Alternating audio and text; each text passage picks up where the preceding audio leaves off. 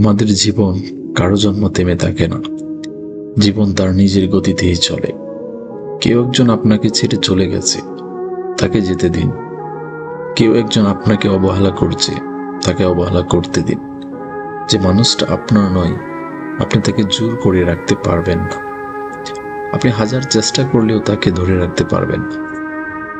যখন তাদের জীবনে খারাপ সময় আসে, তখন নিজেকে ভালো রাখার জন্য তারা অতিথি পাখির মতো আশ্রয় খুঁজে চলে যায় অন্যের জীবনে। আমাদের মতো কিছু মানুষ বোকার মতো তাদেরকে আমাদের জীবনে আশ্রয় দেয়। তাদেরকে নিয়ে আমরা স্বপ্ন দেখতে শুরু করি। তাদের নেশায় আমরা যখন আসক্ত হয়ে যাই, ঠিক তখনই তারা আমাদের জীবন থেকে চলে যায়। এই মানুষগুলোর জন্যই অযথা আমরা আমাদের জীবনের মূল্যবান সময়গুলো নষ্ট করি, যা নিছক বোকামি ছাড়া আর কিছুই না। আমাদের নিজেদের ভালো থাকার চেষ্টা করতে হবে। অন্য কেউ আমাদের ভালো রাখতে পারবেন না। স্বার্থ ছাড়া এই শহরে কেউ কাউকে প্রিয়জন বানায় না। অন্যের উপর কখনো ভরসা করবেন না। অন্যের কাছে কখনোই প্রত্যাশা করবেন না। প্রত্যাশা আমাদের জীবনের দুঃখের অন্যতম কারণ। একদিন তাকে জিজ্ঞাসা করছিলাম, আমার পরিবারের সদস্যদের সাথে কেমন ব্যবহার করবে। উত্তরে যখন সে বলল, আমি যখন আপনার স্ত্রী হয়ে আপনার বাসায় আসব, তখন আপনার পরিবার মানেই তো আমার পরিবার।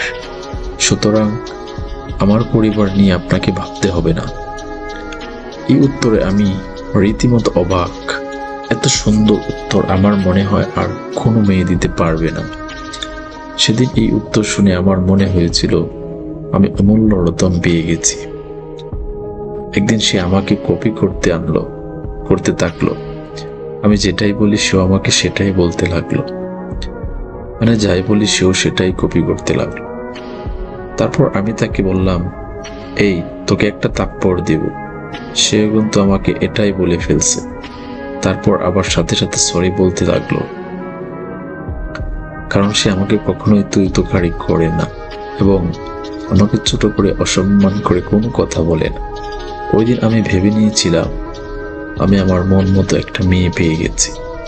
একদিন আমার জ্বর ও ঠান্ডা লেগে যায়, তখন ওর সাথে কথা বলার সময় কাশি দিচ্ছিলাম।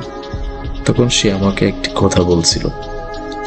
ওই দিন ভেবেছিলাম আমার কিছু হলে এই পৃথিবীতে অন্য কেউ কষ্ট পাক আর না পাক, সে ঠিকই কষ্ট পাবে। আমাকে সাহায্য করতে না পারলেও আফসোস ঠিকই করবে। আমাকে সাহায্য করতে না পারার কারণে সেদিন কলটা কেটে তারপরও আমাকে একটা মেসেজ পাঠায়। মেসেজে বলছিল, আমি এভাবে কথা বলবেন না, আমার ভয় লাগে। অনেক রাগের মধ্যে থেকেও ছোট একটা হাসি দিলাম। এরপর আবার আমাকে কল দিল। তখন আমি স্বাভাবিকভাবেই কথা বলছিলাম, কিন্তু এত কিছুর পরেও নিরাশাটা আর রইল না, শুধুমাত্র তার কিছু ব্যবহারের কারণে। সে মাঝে মাঝে এমন কিছু ব্যবহার করত যাতে কি আমার মনে হতো সে আর রিলেশনটা রাখতে চাচ্ছে না। হয়তো আমার ধারণাটা ভুল ছিল, আবার হয়তো আমার ধারণাটাই ঠিক ছিল।